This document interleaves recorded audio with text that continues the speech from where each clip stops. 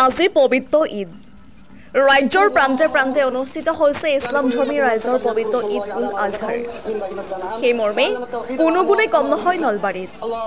আজি নলবাৰী জিলাৰ অন্তৰ্গত টিহু বিধানসভা সমষ্টিৰ ৮ নম্বৰ মধুপুৰ জিলা পৰিষদৰ ভাৰতীয় জনতা পাৰ্টীৰ বিজয় প্ৰাৰ্থী দিলীপ বৰ্মনে সমূহ ইছলামধৰ্মী ৰাইজৰ পবিত্ৰ ঈদ উল আজহাৰ শুভেচ্ছা জনায়।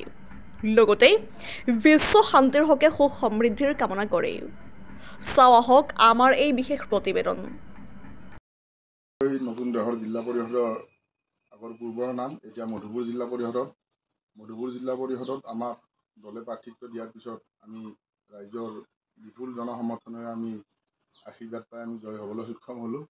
আৰু এই ক্ষেত্ৰত আমাৰ ZPC এলেকাৰ সমূহ ইছলাম ধৰ্মী ৰাইজে আমাক যথেষ্ট মৰম আদৰ কৰিছিল আৰু সংখ্যালঘু ৰাইজৰ যথেষ্ট আমি ভোটো পাবলৈ সক্ষম হৈছিলোঁ।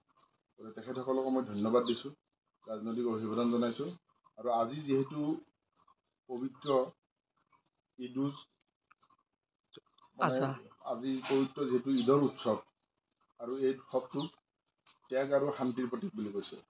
গতিকে ত্যাগৰ স্বৰূপ হিচাপে আৰৱকে ইত্যাদি কৰি বিভিন্ন ইছলাম কাণ্ট্ৰিত ডুম্বা, আমাৰ ইয়াতে গৰু বা আমাৰ ছাগলী ইত্যাদি জন্তুবোৰক এটা ত্যাগৰ প্ৰতীক হিচাপে বলিদান দি আজি গোটেই বিশ্বত শান্তিৰ কামনা কৰে ইছলাম ধৰ্মাৱলম্বী ৰাইজে।